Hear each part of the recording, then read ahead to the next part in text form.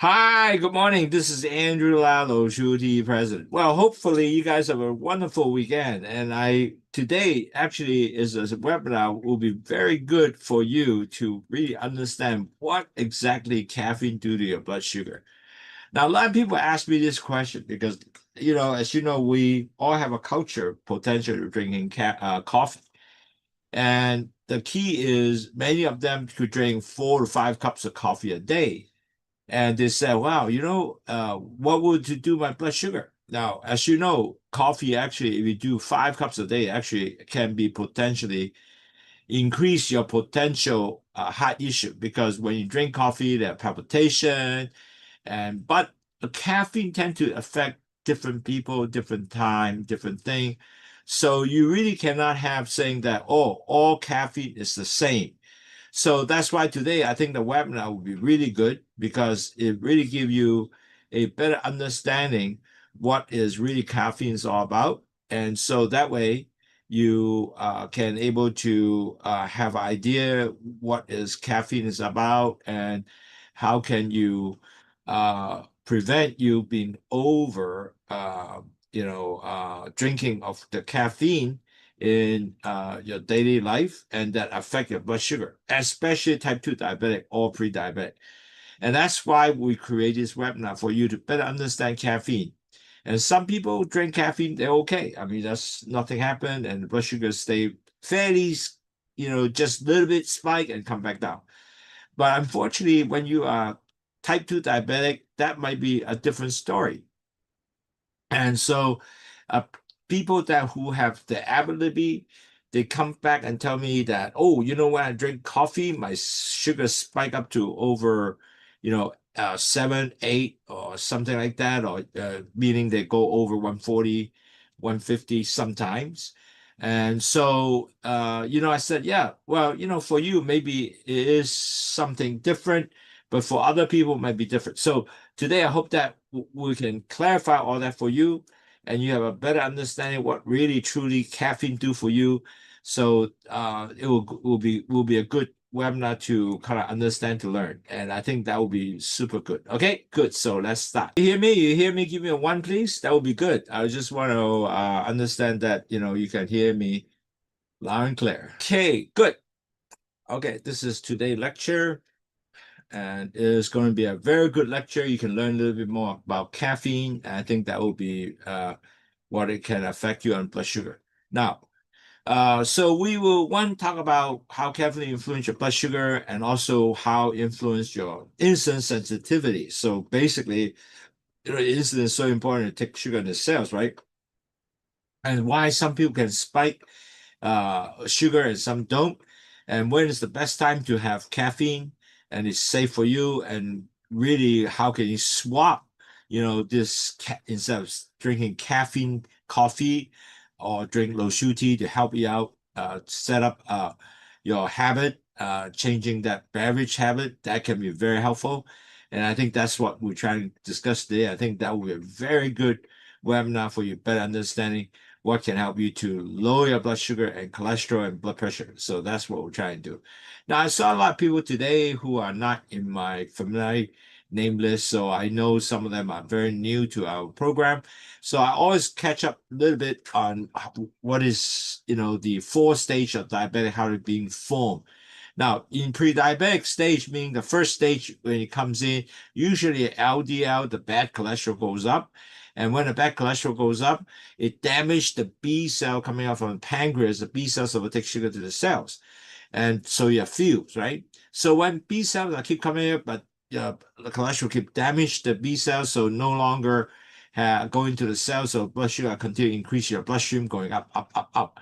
Now the problem going to start. The LDL cholesterol adding the sugar, the blood become thick, and you got to start forming plaques in the vessel walls. And when you form plaque in the vessel wall, what can happen is they're going to start blocking everywhere from the heart to lung to brain, everywhere. Okay. So net result of that, because the vessel wall get plaques, so you have less space, the blood pressure start going up. So second stage, like blood pressure go up. Now, unfortunately, you have no pain, nothing. You're not gonna feel anything. So you will continue the same old lifestyles, everything the same.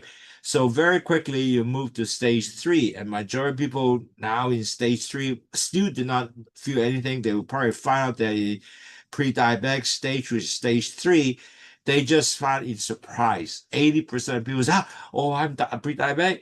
So how did they know? Because doctor every whole world measure the same thing. The hemoglobin, they measure a percentage of sugar attached to this hemoglobin. Like for example, if your uh, A1C, they measure the HbA1c. It's called hemoglobin percent sugar attached to this hemoglobin cells. If your A1C is 5.7 and below, you're a normal person. A1C 5.7, 6, and 4, then you are pre-diabetic. Unfortunately, during the pre-diabetic stage, you're not really a diabetic yet, so there's no medication for you.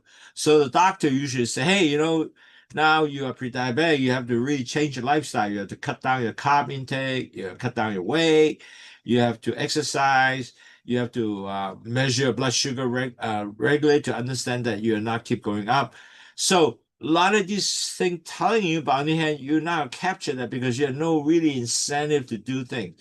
But that's one thing definitely help you is you can drink Lowsutea, definitely help you lower your blood sugar, cholesterol, and blood pressure.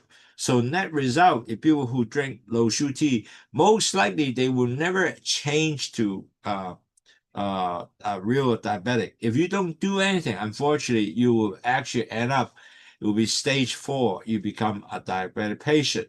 Now, once you get diabetic, your record there, you continue to move up to diabetic. You really can come back to, so-called pre-diabetic stage, except you clinically, you can come back, your blood sugar can go down low to 6 and below, but your record, you still say you are diabetic. So that's the unfortunate thing. So you don't want to get there. So, but question is why we drink Lowsutea? Well, Lowsutea has two things. One is they have guava leaves, which delay the absorption of sugar into the blood cells. So you have less sugar circulating the blood vessels. And then bitter melon increase the insulin sensitivity, take sugar back to the cells. And then from there, your cell get energy, and the excess sugar, which is bitter melon, and the excessive sugar, bitter melon has some magic. They will really basically dump all the excess sugar and bad cholesterol and also salt from urine. They don't reabsorb. So bitter melon is very, very good. They do not reabsorb the sugar, the bad cholesterol, and the salt. When salt also removed from the urine, the blood pressure come down. So basically, what Lowsutea help you is you lower your 3 high, your blood sugar, cholesterol, and blood pressure. And that's why you need to drink Lowsutea every day to help you to maintain low blood sugar, cholesterol, and blood pressure. Now, we do not just want to tell you to drink Lowsutea because we have this program basically show you how to do low carb diet, low fat diet, and then you basically keep yourself, remember you're supposed to take only 150 grams of carbs a day. Oh, so you can able to kind of gather, measure, so you always put yourself in low carb diet and low fat diet. And you exercise, you walk every day, 8 to 10,000 steps. You also control your weight, so you lower your weight from, very, even as high as BMI 30, you go down to 23. You can also listen to your doctor webinar, like every week that we give you this free medical webinar for you to learn about your disease, what is diabetes, why high cholesterol is bad for you, why blood pressure is bad for you, why blood sugar is bad for you, what's the consequences, and also teach how to measure your blood sugar and track it. So this is something that's what we do. So hopefully from there, your A1C even as high as 10+% will drop you down to at least 6 or below. A lot of people actually achieve 5.7, but you got to work on it. Definitely, you can do it. It's better if you want to do it or not.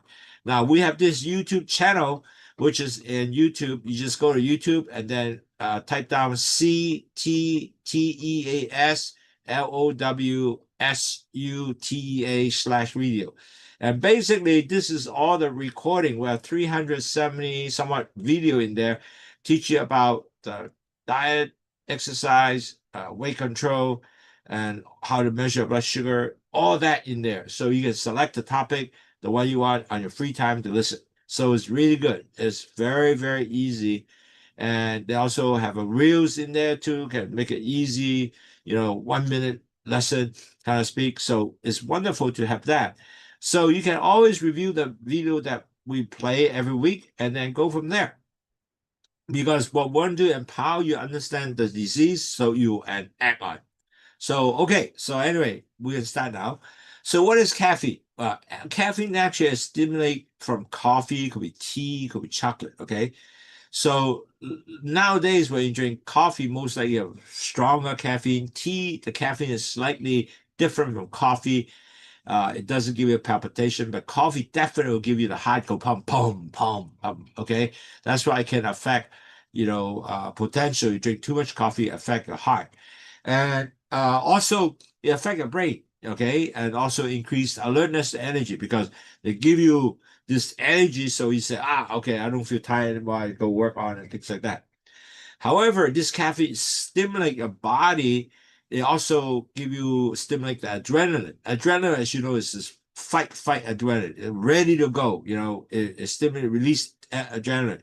So when you have adrenaline, your heart rate definitely goes up, your blood pressure goes up, and then also affect your insulin sensitivity. Now, net result, your blood sugar circulating in the bloodstream will go up also because it give you all these energy, get you ready to fight. Okay, so that's why when you have adrenaline release, that is something that will affect, and that's what caffeine does.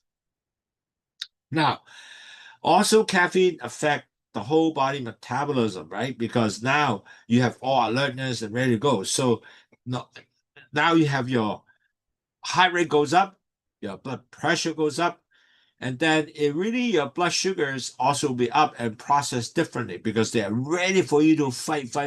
Alertness, right? So that's why your blood sugar is that's why caffeine does increase your blood sugar somehow.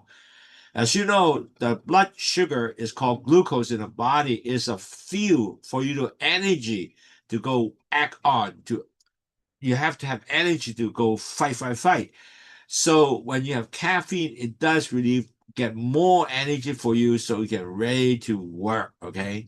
Now it's also there's in blood sugar basically you have insulin because it's supposed the insulin takes sugar to the cell. So insulin is like the key to give you sugar fuel to the cells, right? So this balance is very important. You cannot really screw it up, right? So caffeine does in blood sugar, it shows that in caffeine, there's impact for some people. It actually cause short-term spike of blood sugar. Now, this is particularly on type 2 diabetic patient, it really go higher, more impact to the type 2 diabetic person. And when you take caffeine, most likely because you need more energy to work, most likely for even a normal person will elevate the blood sugar in temporary-wise. Now, however, if you continue a lot of caffeine, like a guy who actually drink caffeine, oh wow, 4 or 5 cup a day, or in a work, or even more, then in long term, this is actually potential affect you as an individual, not only blood sugar but also blood pressure, So all these things will come in. Now, in a normal person, if you drink caffeine, like energy drink or coffee, yeah, it will cause a temporary increase of blood sugar because they need energy to work, right? But it's not significant because of the fact that you're a normal person. However, for a type 2 by diabetic or pre-diabetic, this is somewhat issue because you don't want the sugar to spike, going up, eventually going down, and it will go up longer and stay up longer. So you have a high blood sugar for a period of time.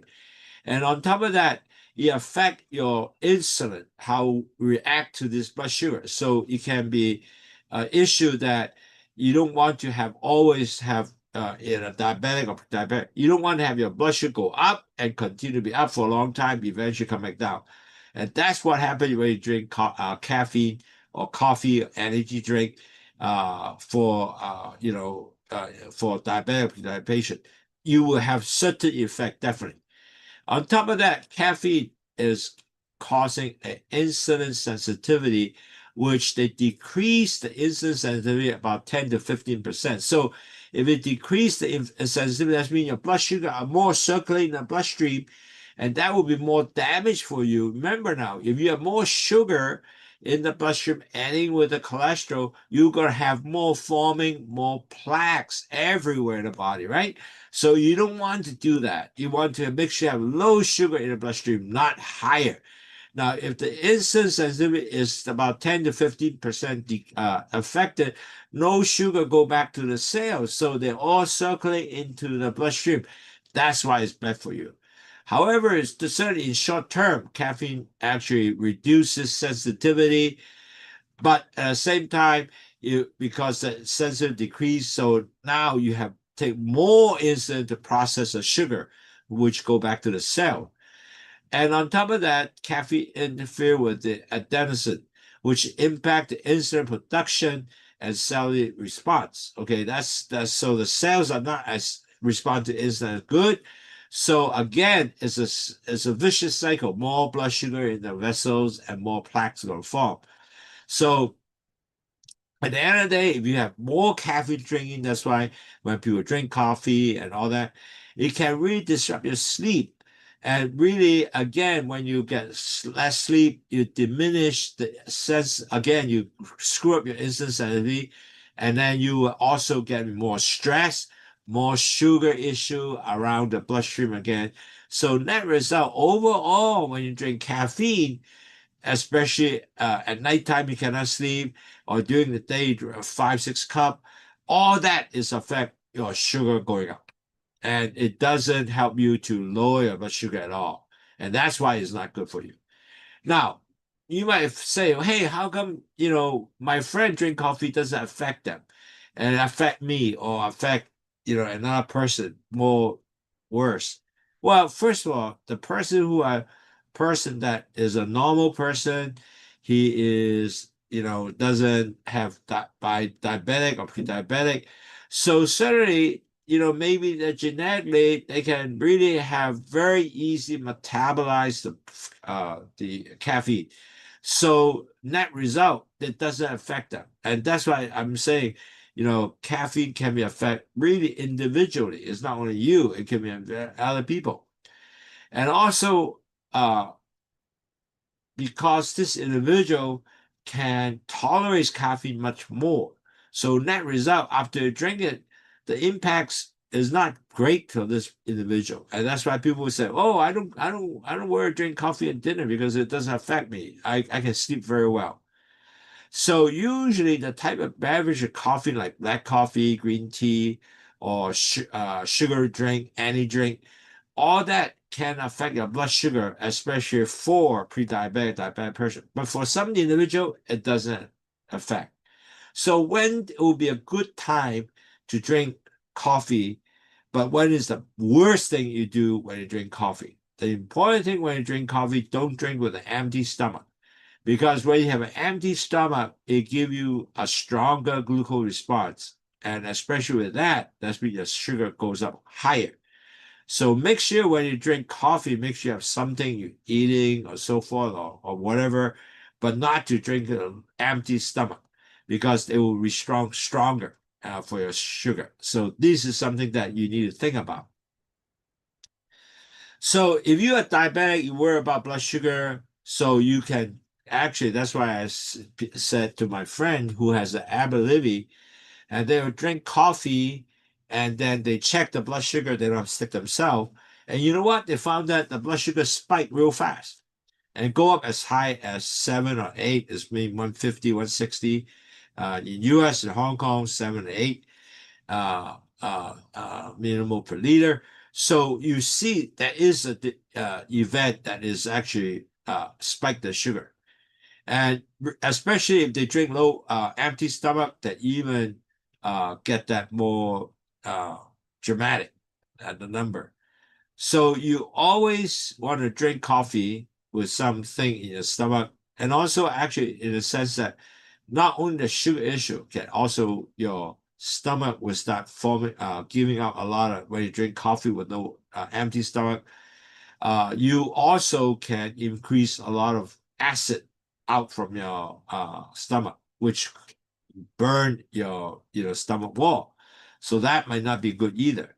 So you always want to make sure that when you drink caffeine, make sure that is the time that you know for you for yourself, because individuals event differently.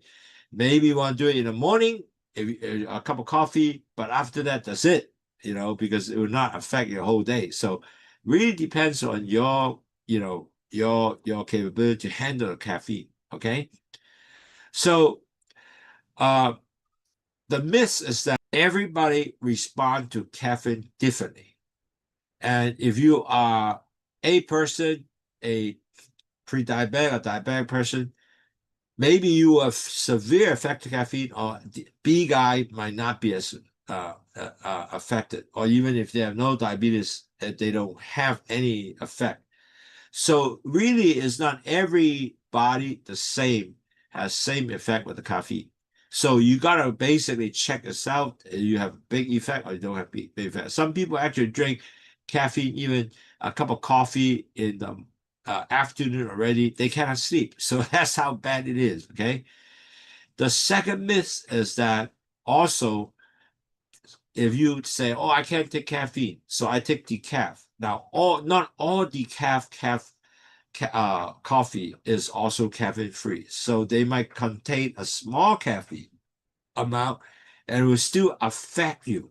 So don't take all coffee all the same, or take all energy. Say this caffeine free energy is not the same. So you have to be careful on that.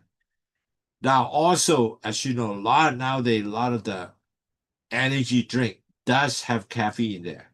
Energy soda, or even some supplements. Some of you have caffeine pill. So you have to understand you gotta drink, or you gotta take pills, or you have to. So if you have that, you have to understand how much caffeine that will be for you and affected. So you have to determine, is it really you want to take that affect your blood sugar, although you want to energize. So you gotta take a look whether that affect you. So really, at the end of the day, it's very individualized, and you have to check it out yourself, because that will be best thing you do. Say, if I drink the caffeine, do I get increased blood sugar? If I stick a finger, if you don't, then what? How long it lasts, and so forth. So that will be all individualized. Now, certainly you have alternative for you. You don't have to actually drink the caffeine uh, coffee. You can actually use, maybe think about Lowsutea. The reason Lowsutea is basically there's total natural, there's only guava leaves and bitter melon, and tastes very good. You can ice it. Actually, a lot of my customers in the United States will make 2 big bottle, either 700 ml or 1 liter of Lowsutea, just like this. And they freeze it, or they chill it, really chill, make it to like 2 degrees, and they put some lime in there. So they got something that is very chill and drink a whole day long. So now you have a caffeine free. Lowsutea is totally caffeine free. There's no caffeine there. It's total natural. And so you can drink it anytime throughout the day. And plus that, you can help you to lower your blood sugar, cholesterol, and blood pressure. So really, Lowsutea can be a true caffeine-free choice to support you for the whole day drinking. And basically, you can it will not affect the sleep, and it's a healthy alternative than drinking a cup of coffee. And plus, you drink cold or you drink hot. It is both can effectively lower blood sugar and cholesterol. So, in conclusion, you know that if you drink Lowsutea, it helps you to lower your blood sugar, cholesterol, and blood pressure, because guava leaves actually delay the absorption of sugar into the bloodstream, and bitter melon increase the insulin sensitivity, take sugar back to the cells, and excess sugar, bad LDL cholesterol, and salt will dump it out through urine, so you don't reabsorb. So all 3 high will come down: your blood sugar, blood pressure, and blood cholesterol. So all that will be very, very good for you to help you to maintain good blood sugar level. And also because you can drink cold and hot, and you can use it as an alternate beverage. So in conclusion, caffeine can temporarily raise the blood sugar. Now, and really depends on how much you drink, certainly. And individual is very different. A person could be no effect or little effect. You can be very effect or lots of effect because you're type 2 diabetic or pre-diabetic. So you have to understand what affect you. And you really have to understand how the body, react to this caffeine. So if you have ability, we're good to check it out. If you drink coffee, when it goes up, bang, or it doesn't affect you at all, or it will give you a slight increase. So really, you have to determine that. But for sure, if you have, caffeine drink, especially a sugary caffeine drink, like you go to Starbucks to get a mocha, uh, uh, ice freeze coffee. Now, because the sugar, they definitely spike the sugar. And the key is you take this sugar energy drink or caffeine, high sugar, it spike the sugar tremendously and it maintain for a long time. And that's what you don't want, because you don't want to have the spike, maintain sugar a long time in the bloodstream. So they mix with a heavy LDL blood cholesterol, and your blood becomes thick as from plaques everywhere. You want to eliminate. So you don't want to have a long time sugar circulate in the bloodstream. So net result, it'll give you more damage. And so no sugar spike is good. So, but on the hand, you can able to have a caffeine-free option, like for example, using Lowsutea. So you can able to continue the whole day to drink that with icy Lowsutea or hot Lowsutea, which continue to lower your blood sugar, cholesterol, and blood pressure. So today's lecture will give you a alternative. It's a caffeine coffee, and give you a better understanding what is caffeine can do for you. The important thing is the objective is not to get more sugar into your bloodstream circling around. If you have any question, do write to us, Andy@wafong.com, ANDY@WAHFONG.com, or give me a WhatsApp, which is 852-6792-8891. 852-6792-8891. So we have a lot of people actually write to us and ask us for more questions. If you like this webinar, give us a heart, give us a thumbs up. That would be good. And I hope that you can continue to enjoy good health, and we will continue to serve you with more knowledge of the different reasons why you have to lower blood sugar, cholesterol, and blood pressure, and how you do that, and give you a lot of strategy, a lot of background information so you can decide to act. Okay, thank you very much for your time again. I hope that you have a wonderful weekend and keep